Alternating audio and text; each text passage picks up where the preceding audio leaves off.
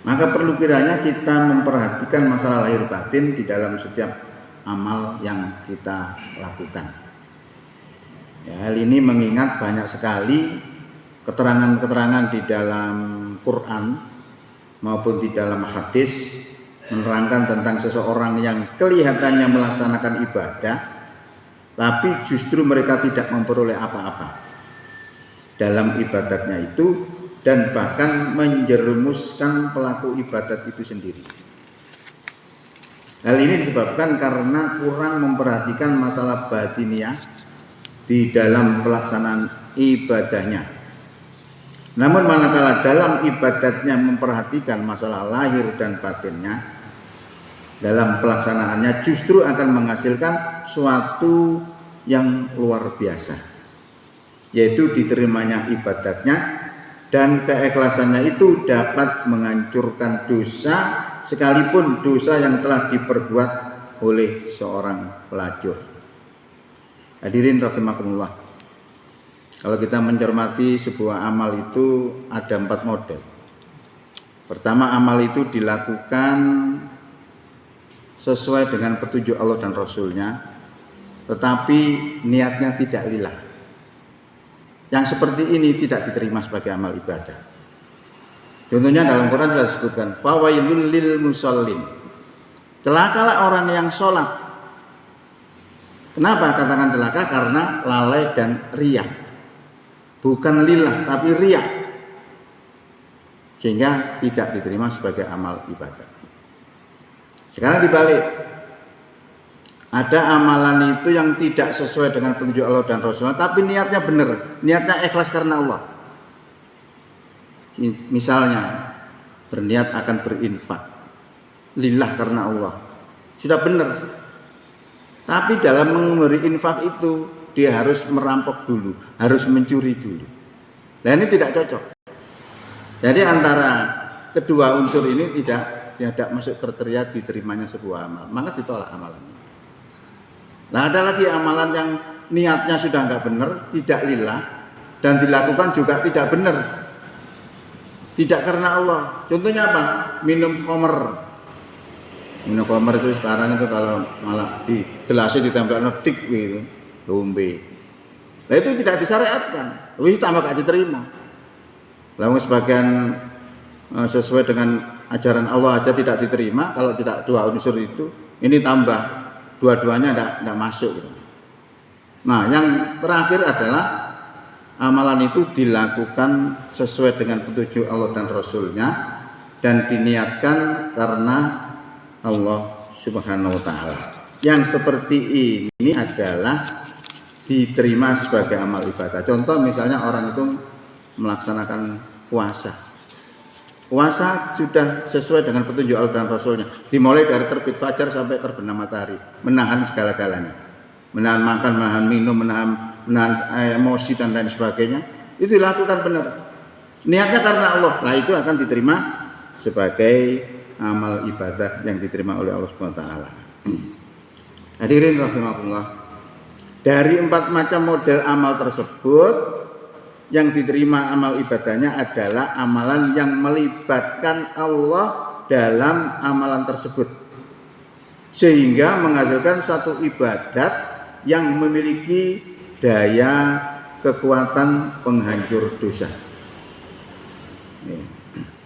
Apapun amalan yang diridhoi Allah, yang diikutkan Allah di dalam amalan itu, maksudnya suatu amalan yang lillah karena Allah, itu akan menghasilkan suatu ibadat yang luar biasa, bagaikan bom atom yang dapat menghancurkan apapun atau berapapun, apakah itu berupa jin, berupa setan, hantu, ataupun dosa.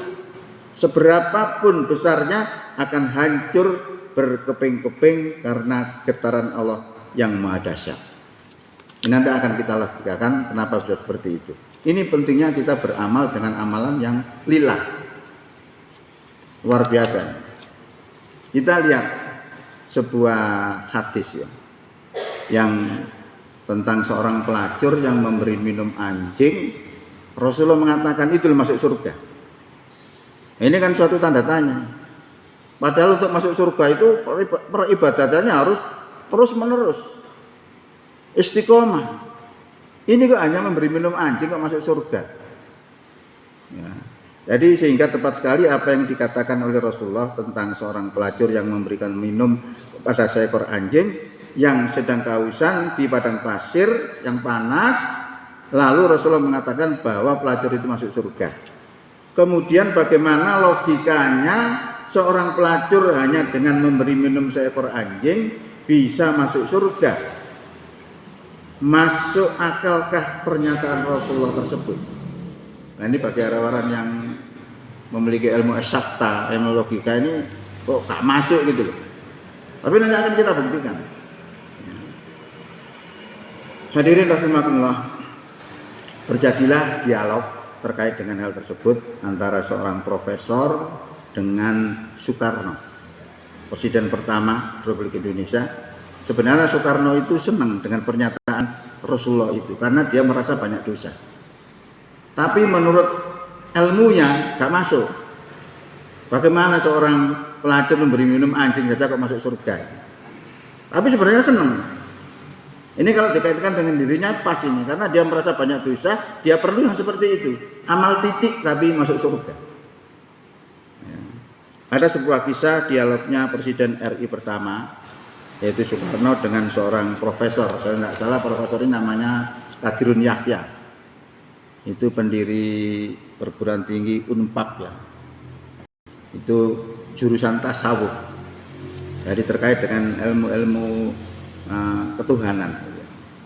Tentang kebenaran secara logika terhadap pernyataan Rasulullah tentang pelacur yang masuk surga hanya gara-gara memberi minum kepada anjing yang sedang kehausan. Tapi Rasulullah mengatakan bahwa perbuatan itu masuk surga. Menurut Soekarno, pernyataan itu tidak logis. Sebab untuk masuk surga itu dibutuhkan pengabdian kepada Allah yang terus-menerus. Sedangkan pelacur itu hanya memberi minum kepada anjing saja dikatakan masuk surga. Dialog inilah yang terjadi antara Soekarno dengan profesor. Itu sekitar tahun 1965. Sebenarnya Soekarno sangat setuju dengan apa yang dikatakan oleh Rasulullah itu, sebab dia pun juga merasa banyak dosanya. Dia ingin mati dengan senyum dan masuk surga walaupun dia merasa hidupnya banyak dosa. Soekarno kepingin logikanya kayak apa kok Rasulullah berbicara seperti itu. Sampai dia sudah menyelidiki atau mencari jawabannya dari kasus itu tadi 10 tahun belum menemukan jawaban yang memuaskan. Karena Soekarno itu selalu menggunakan logika. Karena seorang insinyur. Akhirnya sang profesor bilang, dia merasa hening sejenak lalu berdiri dan meminta kertas sambil berkata, Presiden tadi mengatakan dalam 10 tahun itu tidak ketemu jawabannya. Coba kita lihat, mudah-mudahan dengan bantuan Allah dalam 2 menit saja saya coba memberikan jawaban yang memuaskan. Ini jawabannya profesor terkait dengan keluh kesah Soekarno itu tadi. Sama-sama.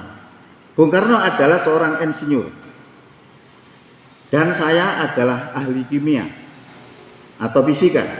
Jadi bahasa kita sama, yaitu eksakta. Nah, saya menggunakan pembuktian ini melalui ilmu pengetahuan yang namanya eksakta. Ditulis di situ dengan menggunakan logika. Nah, 10 dibagi 10 itu pasti dapatnya 1. Betul kata beliau. Kalau 10 dibagi 100 itu sama dengan 1/10.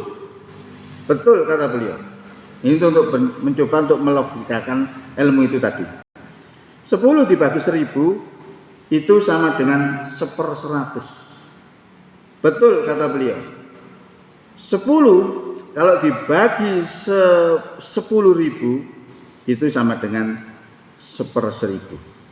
Nah ini untuk membangun logika saja bahwa apa yang diucapkan ini sesuai dengan ilmu pengetahuan. Kemudian ini mulai berubah.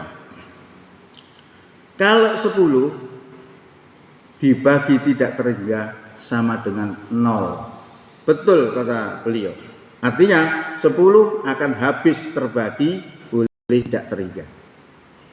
1 juta itu akan habis terbagi oleh tidak terhingga. Jadi walaupun 1 juta dibagi tidak terhingga hasilnya juga 0. 10 dibagi tidak terhingga hasilnya juga 0. Dan itu dibenarkan oleh Soekarno. Berapa saja ini sudah tidak terhitung banyaknya. Ditambah apa saja dibagi tidak terhingga sama dengan 0. Ya kata beliau. Jadi jumlah berapapun ditambah apapun akan habis terbagi oleh tidak terhingga. Dosa itu akan habis terbagi oleh tidak terhingga. Ya kata beliau. Jadi kalau menggunakan sesama-sama logikanya itu lebih enak memang. Nah, 1 dikalikan tidak terhingga itu hasilnya juga sama dengan 0. Betul kata beliau. Setengah kalau dikalikan tidak terhingga hasilnya juga 0. Ya kata beliau. 1 dzarrah dikalikan tidak terhingga hasilnya juga sama dengan 0. Ya kata beliau. Nah, sang wanita walaupun hanya 1 dzarrah jasanya, bahkan terhadap seekor anjing sekalipun mengaitkan, menggandengkan gerakannya, menggandengkan amalnya tadi itu dengan yang Maha Akbar. Artinya melaksanakan pemberian minum tadi lillah karena Allah, menggandengkan Allah di dalam gerakannya itu, maka akan menghasilkan suatu yang dahsyat, yang itu dihadapkan dengan dosa-dosanya, maka dosa-dosanya akan hancur, diterpedo menjadi berkeping-keping hancur sehingga 0. Maka ini logikanya kenapa Rasulullah mengatakan pelacur itu masuk surga. Ini menunjukkan kepada kita betapa pentingnya niat yang benar, niat karena Allah. Jadi supaya diterima amalan kita itu unsurnya 2, lahir dan batin. Lahirnya harus sesuai dengan petunjuk Allah dan Rasulnya, batinnya harus lillah.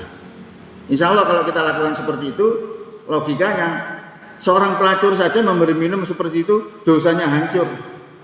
Apalagi kita yang sudah beramal bermacam-macam itu, kalau niatnya adalah niat ikhlas, akan menghasilkan satu peribadatan yang luar biasa, dan itu dihadapkan dengan dosa-dosa kita, maka dosa-dosa itu akan hancur berkeping-keping. Saya kira itu yang bisa disampaikan dalam rangka kultum pada pagi hari ini. Mudah-mudahan menambah wawasan keislaman kita dan akan menambah mazhabnya keimanan kita. Billahi taufiq wal hidayah. Assalamualaikum warahmatullahi wabarakatuh.